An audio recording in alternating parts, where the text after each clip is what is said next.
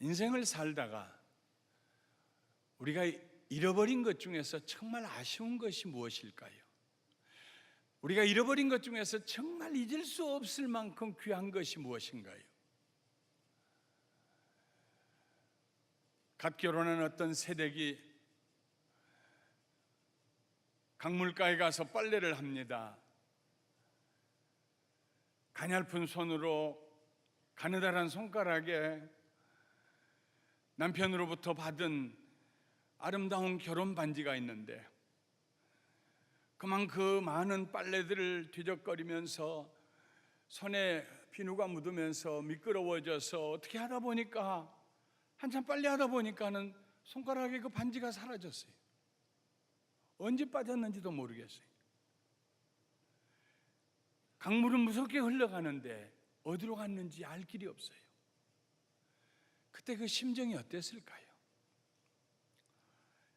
히브리서 기자는 우리가 들은 말씀에 유념하여 주의하여 우리가 떠내려가지 않도록 하자 그랬습니다. 히브리서에는 5번의 경고의 말씀이 나옵니다. 그 중에 첫 번째 경고의 말씀입니다. 우리가 유념하여 be careful, 조심해서 우리가 들은 말씀이 그 말씀에 유념하여서 우리가 떠내려가지 않도록 하자. 자세히 들어보십시오. 우리가 들은 말씀에 주의를 기울여서 그 말씀이 떠내려가지 않도록 하자가 아닙니다. 그 말씀에 주의를 기울이고 유념해서 우리의 생각을 거기다 묶어매서 우리가 떠내려가지 않도록 하자는 말씀입니다. 밤새도록 가서 고기를 잡았던, 낮에 가서 땀 흘려서 고기를 잡았던, 풍랑을 헤치고 수고하고 애를 쓰면서 고기를 잡았던 어부가 와서 고기를 배에서 꺼내고 그리고 너무 지쳐서 집에 가서 쉬어야겠다. 부두에 있는 돌 기둥에다가 닷줄을 갖다가 묶어놓고 그리고 들어갔습니다. 뒷날 아침에 또 고기를 잡으려고 나와보니까 배가 없어져 버렸어요. 동네 사람들에게 찾아다니면서 누가 내 배 봤냐고, 누가 내 배 가져가는 거 봤냐고, 배가 없어졌다고. 사람 기가 막힐 일이라고, 내가 분명히 다 묶어놨는데 없어졌다고. 동네 나이 든 어른이 물어봅니다. 그 묶기를 잘 묶었나요? 내가 잘 묶었다고 생각하는데요. 아니, 사람이 피곤하면 대충 묶어놓고 들어가잖아요, 건성으로. 혹시 그런 건 아닌가요? 그러고 보니까 너무 피곤해서 건성으로 묶었던 것 같아요. 물이 들어와서 출렁거리면서 배를 밀었다가 당겼다가 하면서 이 줄이 풀어졌어요. 그리고 그 배가 썰물과 함께 바다로 멀리 나갔습니다. 보이지가 않습니다. 어디 갔는지, 가다가 어디에 기슭에 바위에 부딪혀서 산산조각이 났는지. 그럴 때 그 어부의 마음이 어떻게 했어요? 내가 배를 잊어버렸다, 그렇게 생각하겠어요? 아닙니다. 자기 인생을 잃어버린 것입니다.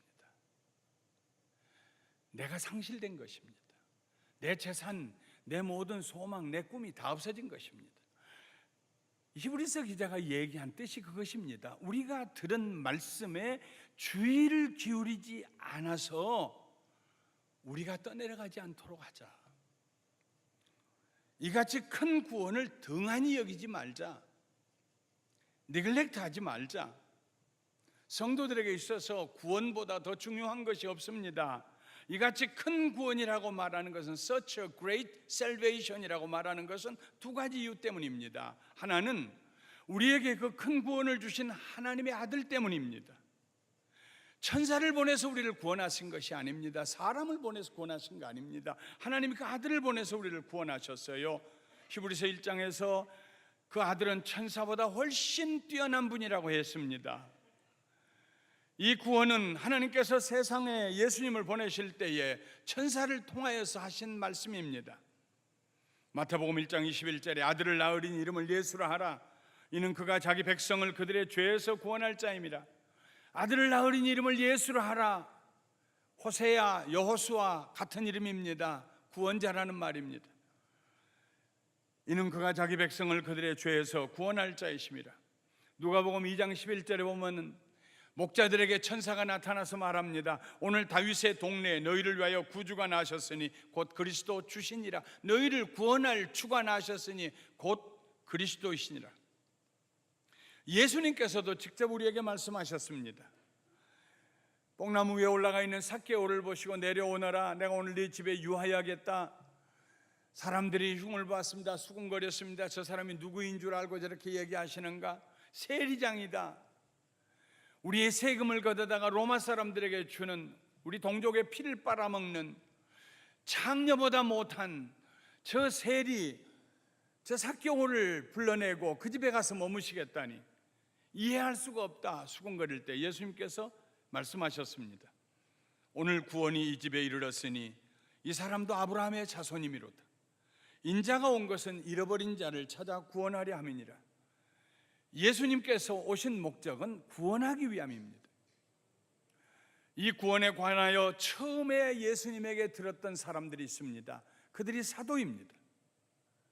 그 사도들이 자기들이 예수님에게 들었던 구원의 소식을 다른 사람에게 전해 주었습니다. 예를 들면 사도행전 2장 23절, 32절, 36절에 보면 베드로가 성령이 충만하고 난 다음에 술에 취했다고 흉을 보는 사람들을 향하여서 우리는 술에 취한 것이 아니다 하고 설교를 할 때 이렇게 말합니다.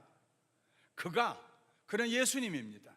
그가 하나님께서 정하신 뜻과 미리 아신 대로 내준 바 되었거늘 너희가 법 없는 자들의 손을 빌려 못 박아 죽였으나 이 예수를 하나님이 살리신지라. 우리가 다 이 일의 증인이로다. 그런즉 이스라엘 온 집은 확실히 알지니 너희가 십자가에 못 박은 이 예수를 하나님이 주와 그리스도가 되게 하셨느니라. 예수님의 제자들 사도들이 예수님에게서 들은 말씀과 본 사건을 가지고 복음을 전할 때에 예수님은 하나님이 우리를 구원하기 위해서 보내신 우리 구주이시다, 우리를 구원하실 우리의 주님이시다 하고 복음을 전파했습니다. 성령님께서 그들의 전한 복음이 사람들에게 전달되고 믿어지게 하시고 사도들을 통하여서 예수님을 아직 보지 못했고 예수님의 말씀을 직접 들어보지 못했던 사람들이지만은 사도들을 통하여서 복음을 듣고 예수님을 믿게 되었습니다. 그리고 그들이 나가서 예수님이 계시고 예수님에게 말씀드렸던 사도들이 있고 이 사도들에게 말씀을 드렸던 다른 속사도들이 있고 또 다른 교회 집사들이 있고 이 사람들이 가서 복음을 전할 때에 하나님께서 그들이 전한 복음이 맞는 말이다, 틀림없다 하고 증명해 보여주셨다는 말씀입니다. 오늘 히브리서 기자가 하고 있는 얘기입니다. 기사와 이적과 표적으로. 예를 들면 사도행전 8장 4절부터 5절, 7절부터 8절에 빌립이 예루살렘에서 나와서 사마리아에 가서 복음을 전한 이야기를 기록하고 있습니다.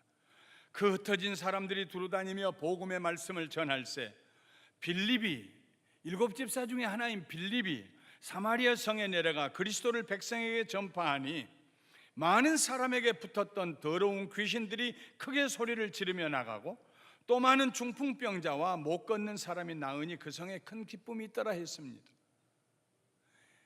집사님들이 나가서 복음을 전합니다. 그 집사님들에게 말씀을 들었던 또 다른 집사님들이 그 다음 세대 사람들이 나가서 복음을 전합니다. 그때마다 하나님께서 기적이 나타나게 하셔서 그 말씀이 진실한 말씀인 것을 증명해 보여주셨다는 것입니다. 그러므로 기독교의 모든 진리, 우리가 알고 믿고 깨닫고 붙들고 전하는 진리는 궁극적으로 사도들에게 올라갑니다. 사도들에게 예수님에게서 배우고 본 것을 전한 그 사도성으로 올라갑니다. 그것 때문에 우리가 사도들이 했던 신앙을 고백하는 것입니다. 왜 이와 같이 큰 구원이라고 했을까요? 그 구원을 하나님께서 그의 아들 예수 그리스도를 통하여 우리에게 주셨기 때문입니다. 천사를 통하여 주신 것이 아닙니다. 위대한 성현 군자를 통해서 우리에게 주신 것이 아닙니다. 그 아들 예수님을 통해서 주셨기 때문입니다. 또 다른 이유가 있습니다. 그 구원이 이같이 큰 까닭이 또 하나 있는데 그것은 하나님께서 우리에게 그 구원을 주신 방식 때문입니다.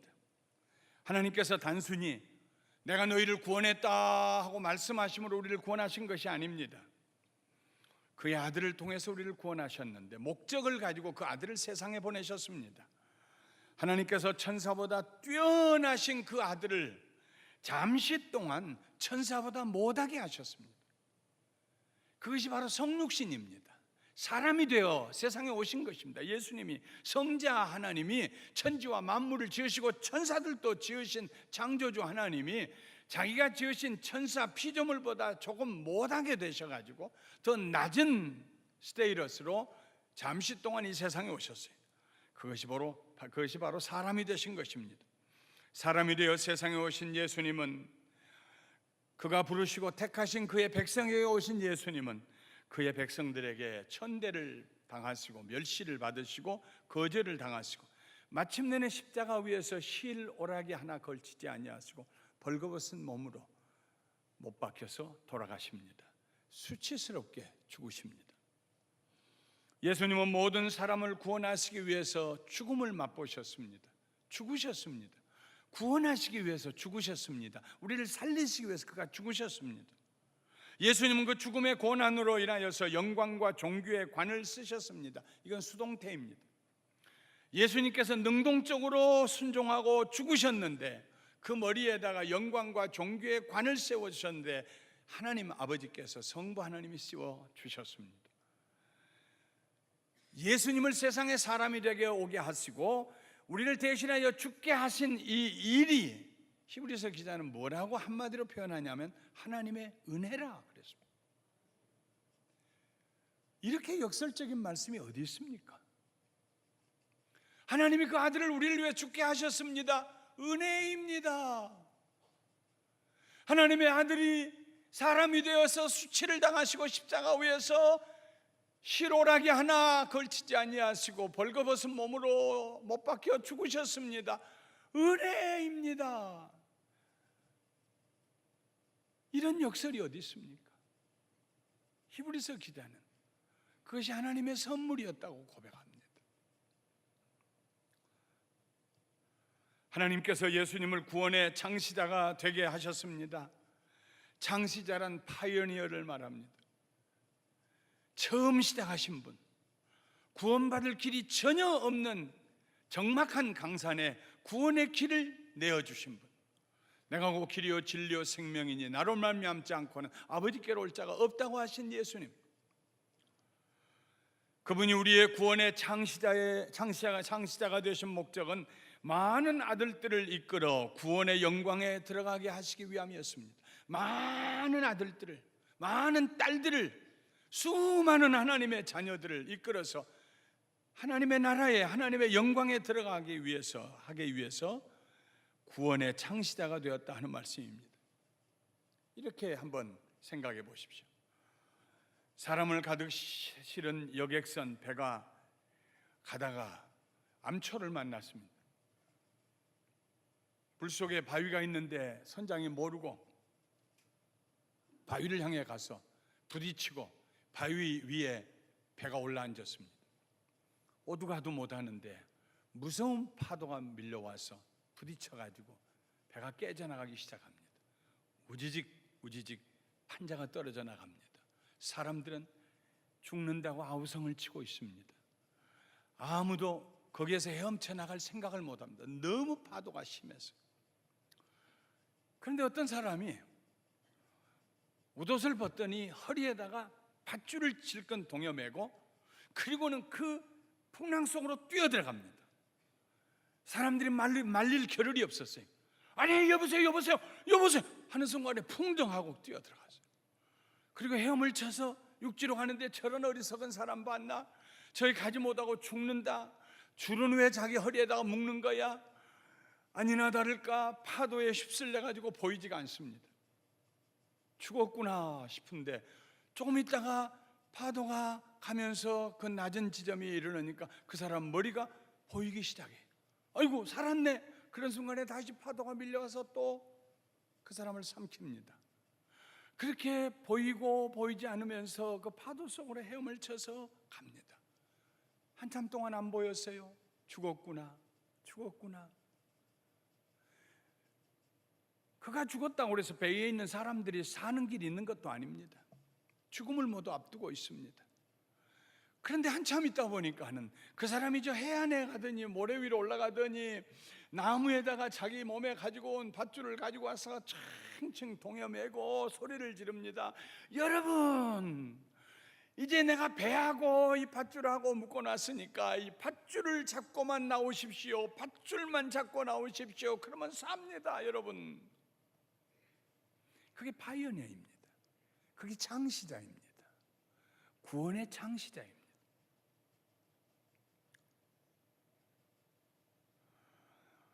아무도 하나님께 나아갈 수가 없었어요. 우리의 행위로 하나님께 나아갈 수가 없었어요. 그러나 예수님께서 하나님의 말씀에 순종하여 죽으시고 부활하심으로 우리가 하나님께 나갈 수 있는 길을 열어주셨어요. 그것이 구원의 길이에요. 그래서 그 구원이 큰 구원이에요. 아무도 할 수 없는 일이기 때문에, 오직 예수님만 하실 수 있는 일이기 때문에, 이 구원의 창시자 되신 예수님이 고난을 통하여 온전하게 되었다고 성경은 기록하고 있습니다. 온전하게 되었다는 말은 온전한 제물이 되었다는 말씀입니다. 히브리서 10장 19절부터 20절에 그러므로 형제들아 우리가 예수의 피를 힘입어 성소에 들어갈 담력을 얻었나니 그 길은 우리를 위하여 휘장 가운데로 열어놓으신 새로운 살 길이요 휘장은 곧 그의 육체니라. 마태복음에 보면은 예수님이 돌아가실 때 내 영혼을 아버지의 손에 맡기나이다 하고 돌아가실 때 마지막 숨을 쉬시고 멈추실 때, 그때 성소에서 지성소로 들어가는 1년에 한 번 대제사장만이 속죄일에 짐승의 피를 가지고 가서 이스라엘의 죄를 용서해달라고 뿌리고 나오는 그 지성소를 본 사람이 손가락으로 꼽을 수밖에 없는 그 지성소와 성소를 가로막고 있던 휘장이, 보통은 소, 황소 2마리가 양쪽에서 잡아다녀도 찢어지지 아니하는 그 커튼이 위에서부터 아래로 그날 찢어졌습니다. 모든 사람이 지성소를 볼 수 있었습니다. 모든 사람이 지성소로 나아갈 수 있었습니다. 예수님의 죽으심을 통하여서, 그의 깨어진 몸을 통하여서, 그 깨어진 몸을 통하여 내어놓으신 길로 우리가 하나님께 나아가서 아버지라고 부를 수 있는 은혜를 우리에게 베풀어 주셨습니다. 그것이 구원의 은혜라는 말씀입니다. 얼마나 큰 구원입니까? 하나님께서 또한 예수님으로 하여금 우리의 형제가 되게 하셨습니다. 우리가 형제가 되게 하기 위해서 예수님은 우리와 같은 혈과 육을 가지셔야 했습니다. 사람이 되셔야 했습니다. 그렇게 하심으로써 우리를 형제라고 부르셨습니다. 형제라고 우리를 부르시기 위해서 사람이 되셨다는 말씀입니다. 거룩하게 하시는 예수님과 거룩함을 입은 무리들이 모두 하나님께로부터 나왔기 때문입니다. 그가 죽으심으로 죽음의 세력을 잡은 자 마귀를 멸하셨습니다. 그가 죽으심으로 그리고 부활하심으로 평생토록 마귀에게 종노릇하던 우리들을 놓아주시고 자유하게 하셨습니다. 그가 죽으심으로 우리로 하여금 하나님의 약속의 자녀들이 되어서 아브라함의 후손, 아브라함의 씨가 되게 하셨습니다. 그가 죽으심으로 우리를 살리신 예수님은 지금도 우리를 붙들고 계십니다. 가끔 저는 제 손을 들어서 주님, 제 손 붙잡아 주셔서 감사해요. 내 일에 바쁘고 내 아젠다에 바빠서 주님 손 놓을 때가 있지만 주께서 내 손목을 붙잡고 계신 그 손은 놓지 아니하여서 제가 여전히 주님의 붙잡아 주심 가운데 있는 것을 감사합니다. 그가 죽으심으로 우리의 죄를 속량하신 대제사장이 되셨습니다. 죄 지었던 우리에게 하나님이 쏟아 부으실 진노의 잔을 십자가 위에서 그가 대신 마셨기 때문에 우리가 하나님 앞에서 진노의 대상이 아니라 사랑의 대상이 될 수 있었습니다. 뿐만 아니라 그가 죽으심으로 우리의 형제가 되신 예수님은 세상에 계신 동안에 그분이 시험을 당해 보셨기 때문에 시험당한 우리를 긍휼히 여기시고 이해하시고 우리를 시험에서 건지시고 이기게 해주십니다. 시험에서 이기게 해주십니다. 오늘 아침에도 일부 예배를 끝나고 중년이 지나고 이제 노년에 가까워지는 늦은 중년에 자매님을 위해서 안수하고 기도해 드렸습니다. 우울증이 왔다는 거예요. 너무 힘들다는 거예요. 아침에 일어날 수가 없다는 거예요. 우울증은 알아보지 않는 사람은 이해할 수가 없습니다. 머리에 손 얹고 간절히 간절히 기도했습니다. 그리고 왜 제가 그 자매님의 눈을 쳐다보면서 말했습니다. 자매님, 우리에게는 예수 그리스도와 동행하는 데가 있고 옛날에 내가 있습니다. 옛사람이 우리를 찾아와서 우리를 시험하고 낙심하게 하고 좌절하게 하고 비교하게 하고 두려워하게 하고 그럴 때마다 예수 그리스도와 함께 있는 내 자아가 다른 내 자아를 향해서 얘기할 수 있어야 합니다. 연기라, 왜 내 속에서 그렇게 낙심하느냐? 연기라, 내가 왜 두려워하느냐? 예수님이 우리의 형제가 되셨다. 내 형제가 되셨다. 너와 함께 하신다. 하나님이 너를 아신다. 너를 기억하시고 잊어버리지 아니하신다. 고개 들어라. 제가 한 얘기가 아닙니다. 다윗이 자기 자신에게 그랬어요. 다윗에게도 아마 그런 좌절감이 밀려올 때가 있었을 거예요. 자주 있었을 거예요. 그때마다 자기 자신에게 말했어요. 어찌하여 내가 내 속에서 낭망하여 하는가? 얼굴을 들어라. 난 하나님을 부르고 하나님을 찾음으로 내가 산자의 땅에 있을 것이다. 예수님이 우리 형제가 되셨다는 게 얼마나 감사합니까? 형제만 됩니까? 예수님 말씀하셨어요. 누가 내 누이냐? 우리가 하나님의 아들도 되고 하나님의 딸도 되는 것입니다. 편의상 아들들이라고 다 여기 기록해 놨지만 우리는 하나님의 자녀입니다.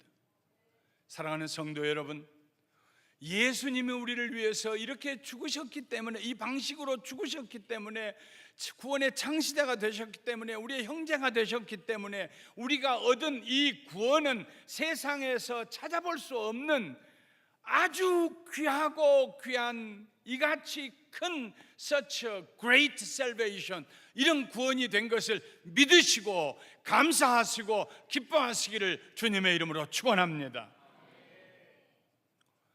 제가 히브리서 2장 1절부터 4절까지 읽었습니다마는 사실은 오늘 저는 히브리서 2장 전체를 설교하고 있습니다. 17절에 아주 귀한 말씀이 있습니다.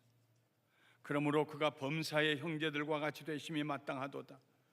이는 하나님의 일에 자비하고 신실한 대제사장이 되어 백성의 죄를 속량하려 하심이라. 이 문장에 보면 동사가 두 개가 나옵니다. 되셨다 하는 동사인데 하나는 다른 말입니다만은 되셨다로 번역이 됐어요. 첫 번째 되셨다는 수동태입니다. 하나님이 그렇게 만드셨기 때문에, 예수님을 형제들과 같이 사람이 되게 하셨기 때문에 예수님께서 하나님의 되게 하신 그 하나님의 행위에 의해서 수동적으로 사람이 되신 것입니다. 동정녀 마리아의 몸에 나신 것입니다. 성령으로 말미암아 나신 것입니다.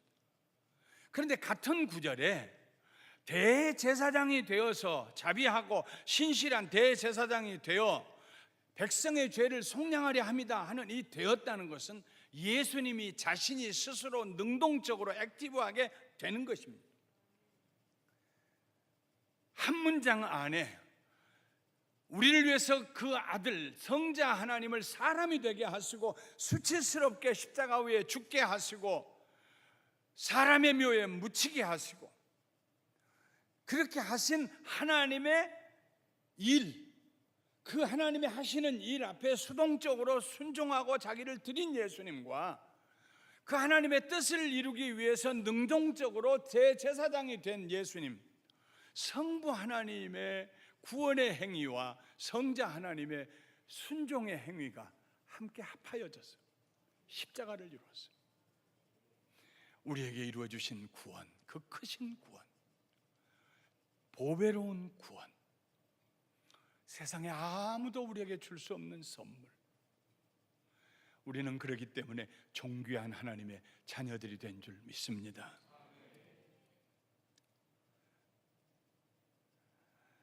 이 같은 큰 구원을 어떻게 우리가 등한히 여길 수 있겠습니까? 이같이 큰 구원을 어디에다가 둔지 모르게 아무데나 집어 던지고 어떻게 그렇게 살 수가 있겠습니까? 이같이 큰 구원을 생각하고 감사하지 아니하고 거기다가 우리의 생각을 고정시키고 거기다가 집중하고 감사하며 살지 아니하고 세상의 다른 것들을 중요하게 생각하며 어떻게 그렇게 살 수 있겠습니까? 갓 결혼한 신부가 어떻게 자기 손에서 그렇게 귀중한 결혼 반지가 빠져나가는 줄 모르고 살 수 있겠습니까? 그 배 한 척이 자기의 삶의 전부인데 아무리 피곤해도 어떻게 그 배를 부두에 있는 돌기둥에다가 묶고 또 묶고 다시 확인해 보지 아니하고 대충 감고 들어갈 수가 있겠습니까? 이렇게 큰 구원을, 그것이 히브리서 기자가 경고하면서 간절한 심정으로 부탁하는 것입니다. 그때뿐만 아니라 히브리서를 통하여서 성령님께서 우리에게 오늘 말씀하고 계신 줄 믿습니다. 여러분, 우리의 삶에 가장 귀하고 귀한, 내가 예수님의 이름으로 예수의 보배로운 피로 구원받았다는 거기서부터 하루를, 거기서부터 문제의 해결을, 거기서부터 삶의 계획을 세워가시고 살아가시기를 주님의 이름으로 축원합니다.